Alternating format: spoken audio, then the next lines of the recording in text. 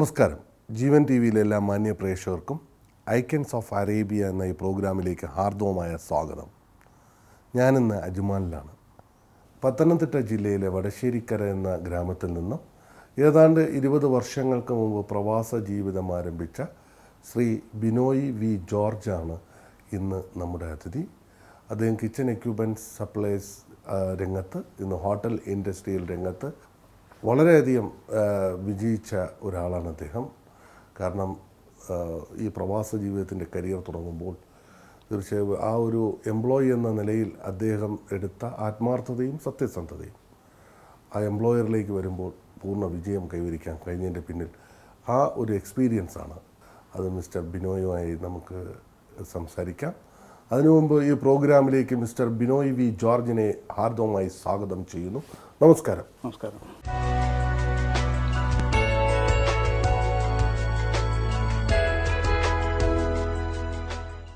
പത്തനംതിട്ട ജില്ലയിലെ വടശ്ശേരിക്കര, അതാണ് ജന്മദേശം. പിതാവിന് എന്ത് ജോലിയായിരുന്നു? പിതാവ് ഗൾഫിലായിരുന്നു, സൗദി അറേബ്യയിലായിരുന്നു. സൗദിയിലായിരുന്നു.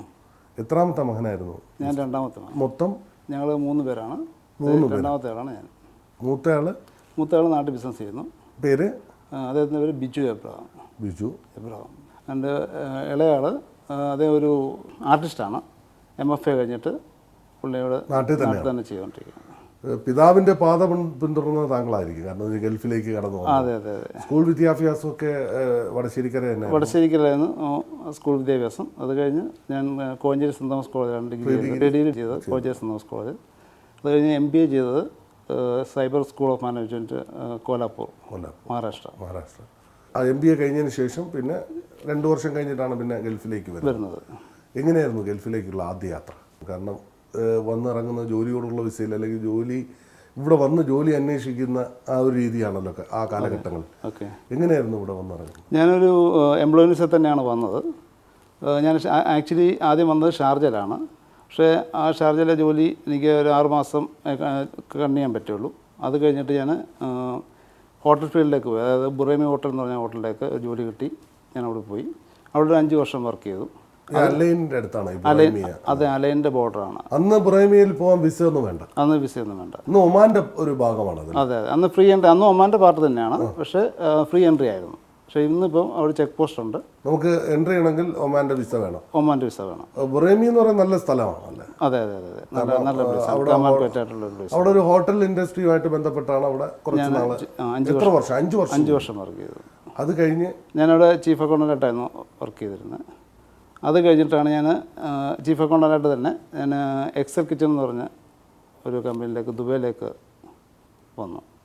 അപ്പോൾ അതാണ് ഞാൻ ഇതിൻ്റെ ബേസ് എന്ന് പറഞ്ഞാൽ അതാണ്. അവിടെ നിന്നാണ് വഴിത്തിരിവ്, ടേണിംഗ് പോയിന്റ്. അവിടെ കിച്ചൺ എക്യുപ്മെന്റ്സിന്റെ മാനുഫാക്ചറിംഗ് കമ്പനിയായിരുന്നു. അവിടെ നമ്മൾ A to Z കാര്യങ്ങൾ പഠിക്കാൻ സാധിച്ചു. 5 വർഷം അവിടെയും വർക്ക് ചെയ്തു. അതിനുശേഷമാണ് അവിടെ എന്തായിട്ടാണ്? ഞാൻ ചീഫ് അക്കൗണ്ടന്റ് തന്നെയാണ്. ചീഫ് അക്കൗണ്ടന്റ് ആണ്. പിന്നെ ജോലി ചെയ്തില്ല, പിന്നെ ബിസിനസ് പിന്നെ ഞാൻ ഇതിലേക്ക് ഇറങ്ങുകയായിരുന്നു ചെയ്തത്. ഫസ്റ്റ് തുടങ്ങിയ കമ്പനിയാണോ? അല്ലല്ല, ആദ്യം തുടങ്ങിയ company spot on steel and building works എന്ന കമ്പനിയാണ്. അപ്പോൾ അത് കഴിഞ്ഞിട്ട് ഇപ്പം എംപയർ കിച്ചൺ തുടങ്ങിയിട്ട് 4 വർഷമായി. അതിനുശേഷമാണ് അച്ചായൻസ് റെസ്റ്റോറൻറ്റ് തുടങ്ങുന്നത്. സ്പോട്ട് ഓൺ സ്റ്റീൽ ഇൻഡസ്ട്രീസുമായിട്ടാണ് തുടക്കം. ഒരു 10 വർഷം ജോലിയിലും പിന്നെ ബിസിനസ്സിലേക്ക് കടന്നു വരുമ്പോൾ നമുക്കൊരു ആസ് എ ബിസിനസ് മാൻ എന്ന നിലയിൽ മുന്നോട്ട് പോകാൻ വേണ്ട ഒരു ഇൻഫ്രാസ്ട്രക്ചർ വേണം നമുക്ക്. അതെങ്ങനെയാണ് ഡെവലപ്പ് ചെയ്തത്? ആക്ച്വലി എനിക്ക് കുറേ നല്ല ഫ്രണ്ട്സ് ഉണ്ടായിരുന്നത്. അപ്പോൾ അങ്ങനെ ഞങ്ങളൊരു 3 ഫ്രണ്ട്സ് കൂടിയാണ് ഞങ്ങൾ ഈ സ്പോട്ട് ഓൺ സ്റ്റീൽ സ്റ്റാർട്ട് ചെയ്തത്. ആ 3 ഫ്രണ്ട്സ് തന്നെയാണ് ഞങ്ങളിപ്പോൾ അച്ചായൻസ് സ്റ്റാർട്ട് ചെയ്തപ്പോൾ കൂടെ ഉള്ളത്. എംപയർ കിച്ചണിൽ വേറൊരു പാർട്ണറുണ്ട്. അപ്പോൾ ഈ ഒരു സൗഹൃദങ്ങളാണ് യഥാർത്ഥ സൗഹൃദങ്ങൾ. അതും എൻ്റെ ഫ്രണ്ട് തന്നെയാണ്. എംപയർ കിച്ചണിൽ നമ്മൾ എന്തെല്ലാം എക്യുപ്മെൻറ്റ്സ് ആണ് നമ്മൾ മാനുഫാക്ചർ ചെയ്യുന്നത്? നമ്മൾ റെസ്റ്റോറൻറ്റ് വേണ്ട A to Z, പിന്നെ ഹോട്ടൽസ്, പിന്നെ സൂപ്പർ മാർക്കറ്റ്സ്, പിന്നെ ബേക്കറി, പിന്നെ ഹോസ്പിറ്റൽസ്, സ്റ്റെയിൻലെസ് സ്റ്റീലുമായിട്ട് ബന്ധപ്പെട്ട എല്ലാ വർക്കും നമുക്ക് ചെയ്യാൻ പറ്റും. എല്ലാ എക്യുപ്മെൻറ്റ്സും, ചില്ലറ, ഫ്രീസർ, ടേബിള്, സിങ്ക്, ബെയിൻമേരി എല്ലാം നമ്മൾ ചെയ്യുന്നുണ്ട്. അപ്പോൾ ഇതിൻ്റെ ഡിസൈനിങ് പാർട്ട് എന്ന് പറഞ്ഞാൽ ഡിസൈനിങ് ഫുൾ കിച്ചൺ ഡിസൈൻ ചെയ്തിട്ട് ചെയ്യുന്നത്. അത് കസ്റ്റമേഴ്സിൻ്റെ ഒരു റിക്വയർമെൻറ്റ്സ് അനുസരിച്ചും ഡിസൈൻ ചെയ്യും. ഓരോ റെസ്റ്റോറൻറ്റിനും ഓരോ രീതിയിലുള്ള ഡിസൈൻസാണ് നമുക്ക് ആവശ്യമുള്ളത്. അപ്പോൾ തീർച്ചയായും ഇതിലൊരു ടൈംലി കംപ്ലീഷൻ എന്ന് പറയുന്നത്, വളരെ ഓൺ ടൈം ഡെലിവറി എന്ന് പറയുന്നത് വളരെ ഇമ്പോർട്ടൻ്റ് ആണ്. അത് എത്രത്തോളം സാധിക്കുന്നുണ്ട്? നമുക്ക് ഇതുവരെ ഇതെല്ലാം ഭംഗിയായിട്ട് ചെയ്യാൻ സാധിച്ചിട്ടുണ്ട്. എല്ലാം കറക്റ്റ് ടൈമിൽ തന്നെ ഒരു കിച്ചണൊക്കെ നമ്മൾ 20 to 30 ഡേയ്സിൽ നമ്മൾ ഫിനിഷ് ചെയ്ത് കൊടുക്കാറുണ്ട്. അതിൽ ഏറ്റവും പ്രധാനപ്പെട്ട കാര്യം എന്ന് പറഞ്ഞാൽ എംപ്ലോയീസിൻ്റെ ഒരു സപ്പോർട്ടാണ്. അതെ അതാണ് എനിക്ക് വലിയ അനുഗ്രഹമായിട്ടുള്ളത്. എനിക്ക് കിട്ടിയിരിക്കുന്ന എംപ്ലോയീസ് വളരെയധികം നമ്മളോട് സപ്പോർട്ട് ചെയ്യുന്ന ആൾക്കാരാണ്. വിവിധ രാജ്യങ്ങളിലുള്ളവർ വിവിധ ഭാഷ സംസാരിക്കും. അതെ എന്നാലും കൂടുതലും മലയാളികൾ തന്നെയാണ്. പിന്നെ അവരൊക്കെ നമ്മളോടൊരു 10 വർഷമായിട്ട് തന്നെ എൻ്റെ കൂടെ തന്നെ കണ്ടിന്യൂ ചെയ്ത് പോവാണ്. അവരുടെ ഒരു സപ്പോർട്ടില്ലാതെ നമുക്ക് ഒരിടത്ത് എത്തിച്ചേരാൻ ഒന്നും ചെയ്യാൻ പറ്റില്ല. ഏത് കമ്പനിയുടെ നട്ടെല്ലെന്ന് പറയുന്നത് അവിടുത്തെ എംപ്ലോയീസാണ്. ഇന്ന് ഏതെല്ലാം രാജ്യങ്ങളിലേക്കാണ്, അല്ലെങ്കിൽ GCC UAE എല്ലായിടത്തും? GCC എല്ലായിടത്തും ചെയ്യുന്നുണ്ട്. പിന്നെ ഇന്ത്യയിലേക്ക് നമ്മൾ സപ്ലൈ ചെയ്യുന്നുണ്ട്. കാരണം റോ മെറ്റീരിയലിൽ നമ്മൾ എവിടെ നിന്നാണ്? റോ മെറ്റീരിയൽ നമ്മൾ ലോക്കലി പർച്ചേസ് ചെയ്യണം. സ്റ്റെയിൻലെസ് സ്റ്റീലാണ് റോ മെറ്റീരിയൽ. സ്റ്റെയിൻലെസ് സ്റ്റീലും റോ മെറ്റീരിയൽ. പിന്നെ അല്ല ചില റെഡിമെയ്ഡ് ഐറ്റംസ് നമ്മൾ ഇമ്പോർട്ട് ചെയ്യുന്നുണ്ട്. കൂടുതലും നമ്മൾ തന്നെ ഫാബ്രിക്കേറ്റ് ചെയ്യാണ്. നമ്മളൊരു പ്രോഡക്റ്റിൻ്റെ ഒരു ക്വാളിറ്റിയാണ് എപ്പോഴും നമ്മൾ ഈ മാർക്കറ്റിൽ കോമ്പറ്റീഷൻ ഓവർകം ചെയ്യുന്നത്. അതെ എത്രത്തോളം ക്വാളിറ്റി, കാരണം നമ്മൾ സ്റ്റെയിൻലെസ് സ്റ്റീലിൻ്റെ വിത്തും അതിൻ്റെ സൈസും അതിനനുസരിച്ചായിരിക്കും നമ്മൾ ആ ക്വാളിറ്റി ഇമ്പ്രൂവ് ചെയ്യാൻ കഴിയുന്നത്. അപ്പോൾ അത് എത്രത്തോളം നമുക്ക് ഇമ്പ്രൂവ് ചെയ്യാൻ സാധിക്കുന്നുണ്ട്? അല്ല, ഞാൻ അതിനെക്കുറിച്ചൊരു സ്റ്റഡി നടത്തിയിട്ടാണ് ഇതെല്ലാം ചെയ്യാറുള്ളത്. ഒത്തിരി നമുക്ക് ഇമ്പ്രൂവ് ചെയ്യാൻ പറ്റി. ഒരു 10 വർഷം കൊണ്ട് നമ്മുടെ ക്വാളിറ്റിയിൽ വളരെയധികം നമുക്ക് ഇമ്പ്രൂവ് ചെയ്യാൻ പറ്റിയിട്ടുണ്ട്. അതുകൊണ്ട് തന്നെയാണ് നമുക്ക് ഒരു 10 വർഷമായിട്ടുള്ള കസ്റ്റമേഴ്സ് തന്നെ നമ്മൾ കണ്ടു ചെയ്ത് വന്നുകൊണ്ടിരിക്കുകയാണ്. അല്ല, ഞാൻ പുതിയ കസ്റ്റമേഴ്സ് വളരെ കുറവാണ്. നമ്മൾ പഴയ കസ്റ്റമേഴ്സ് തന്നെ പിന്നെ നമുക്ക് ഓർഡർ തന്നുകൊണ്ടിരിക്കുകയാണ്. അപ്പോൾ അതെന്തായാലും ആ ക്വാളിറ്റി, ആ വിശ്വാസം, കാരണം നമ്മൾ ഇത്രയും നാളത്തെ ആ ബന്ധവും കാത്തു സൂക്ഷിക്കുന്നത് കൊണ്ട് തന്നെയാണ് ഇതിനെ ഡെവലപ്പ് ചെയ്യാൻ സാധിച്ചിട്ടുള്ളത്. അത് കഴിഞ്ഞ് വളരെ കിച്ചനുമായും എക്യുപ്മെന്റ്സും ഒക്കെ ബന്ധപ്പെട്ടത് കൊണ്ടാവാം റെസ്റ്റോറൻറ്റ്. അങ്ങനെയാണ് എനിക്ക് ഈ റെസ്റ്റോറൻറ്റ് എന്ന ഐഡിയ മനസ്സിലേക്ക് വരുന്നത്, ആഗ്രഹം വരുന്നത്. അപ്പോൾ നമുക്ക് ഒരുപാട് റെസ്റ്റോറൻറ്റ്സ്, ഇവിടുത്തെ ഫേമസ് ആയിട്ടുള്ള പല റെസ്റ്റോറൻറ്റുകളും ഞാൻ ചെയ്തതാണ്. അപ്പം എനിക്ക് ഇതിനെക്കുറിച്ച് കൂടുതൽ എല്ലാം മനസ്സിലാക്കാൻ പറ്റിയിട്ടുണ്ട്. അപ്പം വേറൊരു കാര്യങ്ങളുണ്ട് ഈ റെസ്റ്റോറൻറ്റിലേക്ക് കടന്നു വരാൻ. ഇപ്പം ഞാനൊരു ബിസി ലൈഫ് നയിക്കുന്ന ഒരാളാണ്. അപ്പോൾ എൻ്റെ വൈഫും വർക്ക് ചെയ്യുന്നുണ്ട്. അപ്പോൾ എനിക്ക് ഭക്ഷണത്തിന് പലപ്പോഴും റെസ്റ്റോറൻറ്റുകളെ ആശ്രയിക്കേണ്ടി വരുന്നുണ്ട്. അപ്പോൾ അങ്ങനെ വരുമ്പോൾ എനിക്ക് നമ്മുടെ ഒരു ഹോംലി ഫുഡ് കിട്ടുന്ന ഒരു റെസ്റ്റോറൻറ്റ് എനിക്കത് കുറവാണ്. അത് കാരണം എനിക്ക് ഒരു ഹോംലി ഫുഡ് കിട്ടുന്ന റെസ്റ്റോറൻറ്റിനെ കുറിച്ചൊരു ഐഡിയ മനസ്സിൽ വന്നു. അതുപോലെ തന്നെ ആർട്ടിഫിഷ്യൽ കളേഴ്സ് അല്ലെങ്കിൽ ആർട്ടിഫിഷ്യൽ തിങ്സ് ചേർക്കാതെ നമുക്ക് ദിവസവും കഴിക്കാൻ പറ്റും. അപ്പോൾ നമ്മൾ ദിവസവും ഇത് ഓർഡർ ചെയ്യുമ്പോൾ നമ്മൾ ആവശ്യമില്ലാത്ത സാധനങ്ങൾ നമ്മൾ ഫുഡിൻ്റെ കൂടെ അകത്താക്കുകയാണ് ചെയ്യുക. അപ്പോൾ അത് ഒഴിവാക്കാനായിട്ട് ആർട്ടിഫിഷ്യൽ ഇൻഗ്രീഡിയൻസ് ഒന്നും ഇല്ലാതെ ശരിക്കും പറഞ്ഞാൽ നമ്മുടെ അമ്മ ഉണ്ടാക്കി തരുന്ന ഭക്ഷണം ഒരു ഹോംലി അറ്റ്മോസ്ഫിയറിൽ, അതാണ് അച്ചായൻസ് റെസ്റ്റോറൻറ്റ്. ഞാൻ എൻ്റെ ഇപ്പോൾ അഡ്വർടൈസ്മെൻറ്റിൽ തന്നെ ഞാനത് ആ വേർഡ് യൂസ് ചെയ്തിട്ടുണ്ട്, അമ്മച്ചി ഉണ്ടാക്കി തരുന്ന പോലത്തെ ഭക്ഷണം. അപ്പോൾ അത് 100% ആയിരുന്നു ഞാനത് ചെയ്തിട്ടുണ്ട്. അതായത് നമ്മൾ വീട്ടിലൊക്കെ പണ്ടൊക്കെ ചെയ്തുകൊണ്ടിരുന്നത് നമ്മൾ മസാല ഒന്നും പുറത്തുനിന്ന് മേടിച്ചിരുന്നില്ല, എല്ലാം നമ്മൾ തന്നെ പൊടിച്ചെടുക്കുകയാണ്. അത് തന്നെയാണ് നമ്മളിവിടെ അച്ചായൻസ് റെസ്റ്റോറൻറ്റിലും ആ ഒരു സ്വാദിഷ്ടമായ ഭക്ഷണം, കലർപ്പില്ലാത്ത ഭക്ഷണം, മായമില്ലാത്ത കൂട്ടുകളുടെ ഒരു സ്വാദിഷ്ടമായ ഭക്ഷണം എന്ന് വേണം പറയാം. അതാണ് അച്ചായൻ റെസ്റ്റോറൻറ്റിൻ്റെ ഒരു പ്രത്യേകത. അതുകൊണ്ട് തന്നെയാണ് ഒരുപാട് പേർ ഇന്ന് ആൾക്കാർ ഇവിടെ വന്ന് ഭക്ഷണം കഴിക്കുന്നതും ആ ഒരു താല്പര്യത്തോടെ നിൽക്കുന്നതും.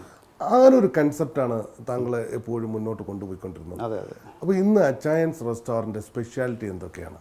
നമ്മൾ ഉദ്ദേശിക്കുന്നത് ഈ ഹോംലി ഫുഡ്, പക്ഷേ ആൾക്കാർക്ക് അഫോർഡ് ചെയ്യാൻ പറ്റുന്നതായിരിക്കണം. ഇപ്പം ഞങ്ങളുടെ കസ്റ്റമേഴ്സ് എന്ന് പറഞ്ഞാൽ ആദ്യം തൊട്ട് ഈ 2 വർഷമായിട്ട് സ്ഥിരമായിട്ട് വന്നുകൊണ്ടിരിക്കുന്ന ആൾ. ഇവർക്കിത് അഫോർഡ് ചെയ്യാൻ പറ്റുന്ന ഒരു പ്രൈസ് നമുക്കിത് കൊടുക്കാൻ പറ്റിയില്ലെങ്കിൽ ഇവർക്ക് എല്ലാ ദിവസവും വന്നിട്ട് കഴിക്കാൻ പറ്റില്ല. അപ്പോൾ ഇതിനകത്ത് ബെസ്റ്റ് ക്വാളിറ്റി, ചീപ്പ് പ്രൈസ്, അതോടൊപ്പം ബെസ്റ്റ് ഫുഡ്. അതാണ് അച്ചായൻസ്. നോണും വെജുമായിട്ടുള്ള എല്ലാ ഐറ്റംസും ഉണ്ട്. നമ്മുടെ ബ്രേക്ക്ഫാസ്റ്റ് എന്തായിരിക്കും? നമുക്ക് ബ്രേക്ക്ഫാസ്റ്റ് ഇല്ല. നമ്മുടെ ടൈം 12 to 12 ആണ്. 12 മണിക്ക് തുടങ്ങിയിട്ട് വൈകിട്ട് രാത്രി 12 മണിക്ക് ക്ലോസ് ചെയ്യുകയാണ് ചെയ്യുന്നത്. അപ്പോൾ ലഞ്ചാണ് സ്റ്റാർട്ട് ചെയ്യുന്നത്. അപ്പോൾ മീൽസ്, ബിരിയാണി, അതെ, എല്ലാ. കാരണം അച്ചായൻസ് റെസ്റ്റോറൻറ്റ് നമ്മളൊരു കോട്ടയം സ്റ്റൈലിലുള്ള അല്ലെങ്കിൽ അല്ല, നമുക്ക് കോട്ടയം സ്റ്റൈലുള്ള ഐറ്റംസ് ഉണ്ട്. കൂടാതെ കേരളത്തിലെ എല്ലാ സ്ഥലത്തുള്ള ഐറ്റംസ് ഉണ്ട്. പിന്നെ നോർത്ത് ഇന്ത്യൻ ഡിഷസും കുറേ ഉണ്ട്. പക്ഷേ കൂടുതലും നമ്മൾ കോട്ടയം ഡിഷസാണ് കൂടുതലും എന്നുള്ളത്. അതെ. അപ്പോൾ നമ്മൾ 4 മണിക്ക് ഒരു ടീയും സ്നാക്സിലേക്ക് പോകും അല്ലേ? അതെ, ഉണ്ടാകും. പിന്നെ ഡിന്നറാണ്. അപ്പോൾ ഡിന്നറിൽ എന്തൊക്കെയാണ്? കാരണം നാടൻ വിഭവങ്ങളാണോ കൂടുതലും? നാടൻ വിഭവങ്ങൾ തന്നെയാണ്.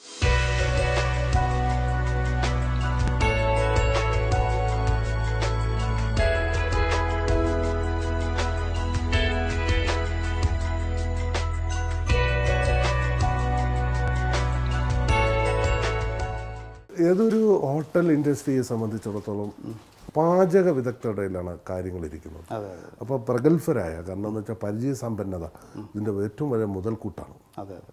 അപ്പോൾ ഈ പാചക വിദഗ്ധരെ എവിടെ നിന്നാണ് കണ്ടുകിട്ടിയിരുന്നത്? നമ്മൾ ഞാൻ പറഞ്ഞില്ലേ, കേരളത്തിൽ നിന്നാണ് കൂടുതലും ആൾക്കാരുള്ളത്. പിന്നെ നോർത്ത് ഇന്ത്യൻ ഡിഷസ് ഉണ്ടാക്കാൻ വേണ്ടി 2-3 പേര് നമുക്ക് നോർത്ത് ഇന്ത്യയിൽ നിന്നുണ്ട്. പിന്നെ നമുക്ക് നല്ലൊരു മാനേജർ ഇതിന് നമുക്ക് കിട്ടിയിട്ടുണ്ട്. പേര്? അതിൻ്റെ പേര് അജി എന്നാണ്. അജി.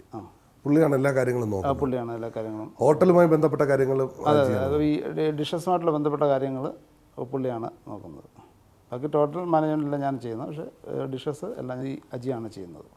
ഒരു ഹോട്ടൽ ഇൻഡസ്ട്രിയെ സംബന്ധിച്ചിടത്തോളം അതിൻ്റെ ഇൻറ്റീരിയറിന് വളരെ പ്രാധാന്യമുണ്ട്. അതെ, ഉറപ്പായിട്ടുണ്ട്. കാരണം ഇത് വളരെ ആംബിയൻസിൻ്റെ ഇതിലാണ് പലരും. കാരണം എന്ന് വെച്ച് കഴിഞ്ഞാൽ ആഹാരം കഴിക്കാൻ വരുമ്പോഴും ആ ഒരു ഹൈജീനും ആംബിയൻസും ഒക്കെ ഇഷ്ടപ്പെട്ടാൽ മാത്രമേ ആ കഴിക്കുന്ന ആഹാരത്തിനൊരു സംതൃപ്തി ഉണ്ടാവുള്ളൂ. ഒരു വളരെ ഡിഫറെൻ്റ് ആയിരിക്കും ആ ഒരു ആംബിയൻസും ഇൻറ്റീരിയറും ഒക്കെ. ഞാൻ അവിടെ അന്വേഷിച്ചപ്പോൾ പറഞ്ഞു അത് വേറെ ആരുമല്ല, ബിനോയ് ചേട്ടൻ തന്നെയാണ് അത് ഡിസൈൻ ചെയ്ത്. അങ്ങനെ അതിനോടൊരു പാഷൻ ഉണ്ടായിരുന്നു. അതെ അതെ. അപ്പം അത് നമ്മുടെ സ്വന്തം റെസ്റ്റോറൻ്റ് ആകുമ്പോൾ ഒരു ഡിഫറെൻ്റ് ആയിരിക്കണമെന്ന് എനിക്കുണ്ടായിരുന്നു. അപ്പോൾ അതുകൊണ്ട് തന്നെ വളരെ സിമ്പിളായിട്ട് ഞാൻ ചെയ്തതാണ്. അതെ. പക്ഷേ അത് വളരെ നന്നായിരിക്കുന്നു എന്നുള്ളതാണ്. കാരണം എല്ലാവരും അത് നല്ല അഭിപ്രായം പറഞ്ഞിട്ടുണ്ടാവും. അതെ അതെ, ഒത്തിരി ആൾക്കാരെ അപ്രിഷിയേറ്റ് ചെയ്തിട്ടുണ്ട്. കാരണം വേറൊരിടത്തും ചെയ്തിട്ടില്ല, പക്ഷേ സ്വന്തം സ്ഥാപനത്തിൽ അത് ഒരു മുതൽക്കൂട്ടായി മാറി എന്നുള്ളതാണ്.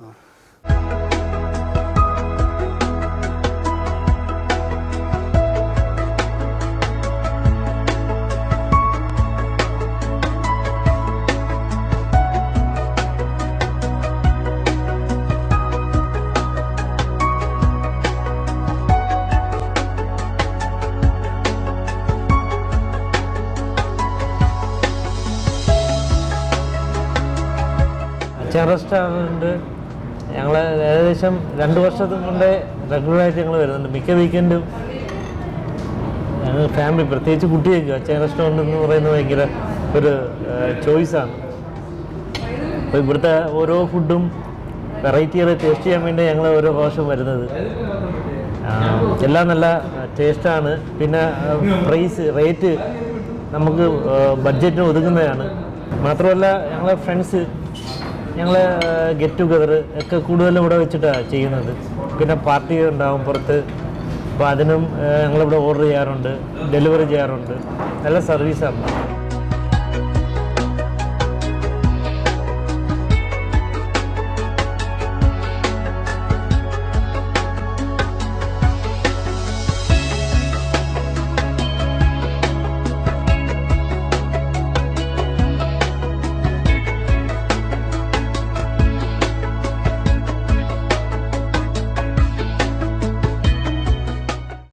വർഷങ്ങൾക്ക് മുമ്പ് ഒരു ജോലി എന്ന സ്വപ്നവുമായി ഈ രാജ്യത്ത് വന്ന് ഇറങ്ങുമ്പോൾ താങ്കൾ കരുതിയിരുന്നോ ഇങ്ങനെ ഒരു ബിസിനസ് സംരംഭത്തിന് തുടക്കം കുറിക്കാൻ കഴിയുമെന്ന്? ഇല്ല, ഒരിക്കലും അങ്ങനെ ചിന്തിച്ചില്ല. എൻ്റെ മനസ്സിൽ ആഗ്രഹം ഉണ്ടായിരുന്നു, എന്തെങ്കിലും ഒരു ബിസിനസ് സ്റ്റാർട്ട് ചെയ്യണം. കാരണം ഒരു ബിസിനസ്സുകാരനാകണം എന്നൊരു ആഗ്രഹം ഉണ്ടായിരുന്നു. അതിന് ഞാൻ MBA ഒക്കെ ചെയ്തുകൊണ്ട് എനിക്ക് അങ്ങനെ ഒരു ആഗ്രഹം മനസ്സിലുണ്ടായിരുന്നു.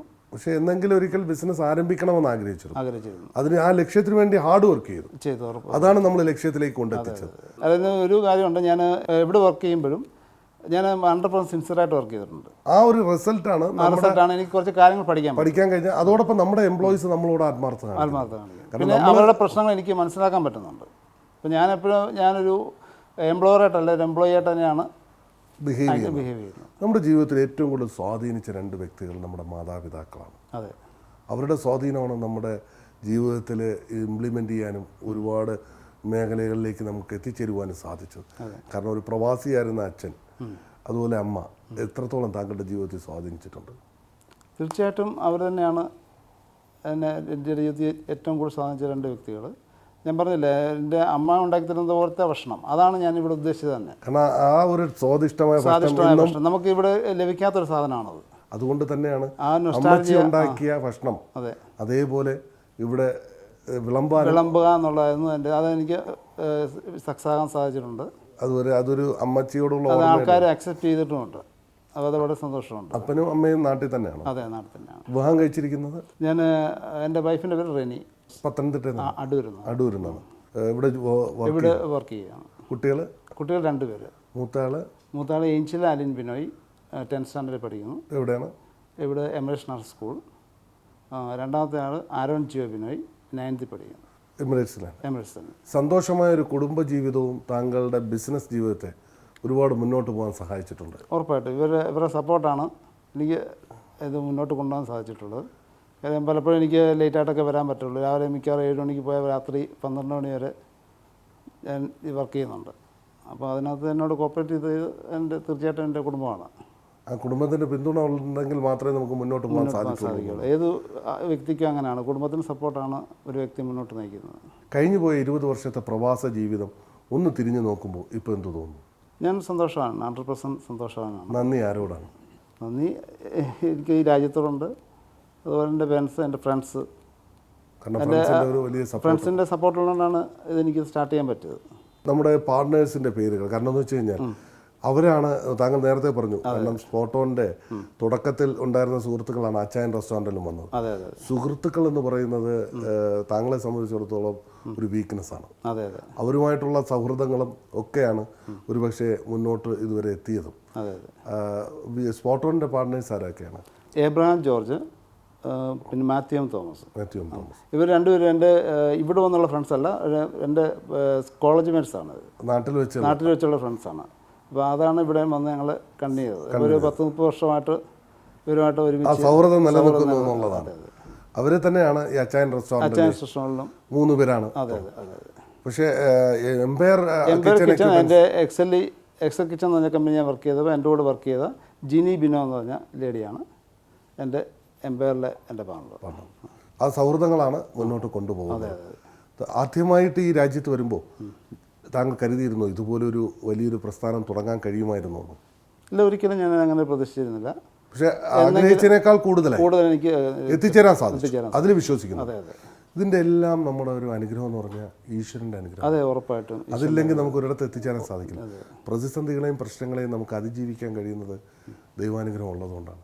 ആ വിശ്വാസവും പ്രാർത്ഥനയും താങ്കളെ എത്രത്തോളം മുന്നോട്ട് കൊണ്ടുപോകും? ഉറപ്പായിട്ടും ഒരു ദൈവാനുഗ്രഹം കൊണ്ട് മാത്രമാണ് എനിക്കിത് ഈ നിലയിൽ എത്തിച്ചേരാൻ സാധിച്ചത്. കാര്യം ഒരു ചെറിയ ജോലിക്കായിട്ടാണ് ഞാനിവിടെ എത്തിയത്. അതിൽ നിന്ന് ഇത്രയും വളരാൻ സാധിച്ചത് തീർച്ചയായിട്ടും ദൈവാനുഗ്രഹം കൊണ്ടാണ്. ദൈവത്തിനോടുള്ള പ്രാർത്ഥനയും വിശ്വാസവുമാണ് താങ്കൾക്ക് പ്രതിസന്ധി ഘട്ടങ്ങളിൽ മുന്നോട്ട് പലപ്പോഴും എനിക്ക് ഒത്തിരി പ്രതിസന്ധികൾ ഇതിനകത്ത് നേരിടേണ്ടി വന്നിട്ടുണ്ട്. അതായത് 2007 ഞാൻ ഫസ്റ്റ് കമ്പനി സ്റ്റാർട്ട് ചെയ്യുന്നത്. 2008 ക്രൈസിസ് സ്റ്റാർട്ട് ചെയ്തു. അപ്പോൾ ഞാൻ ഒരുപാട് സ്ട്രഗിൾ ചെയ്തു. പക്ഷേ അതെല്ലാം ഓവർകം ചെയ്ത് മുന്നോട്ട് പോകാൻ സാധിച്ചു എന്നുള്ളതാണ്. ഫ്യൂച്ചർ പ്ലാൻസ് എന്തൊക്കെയാണ്?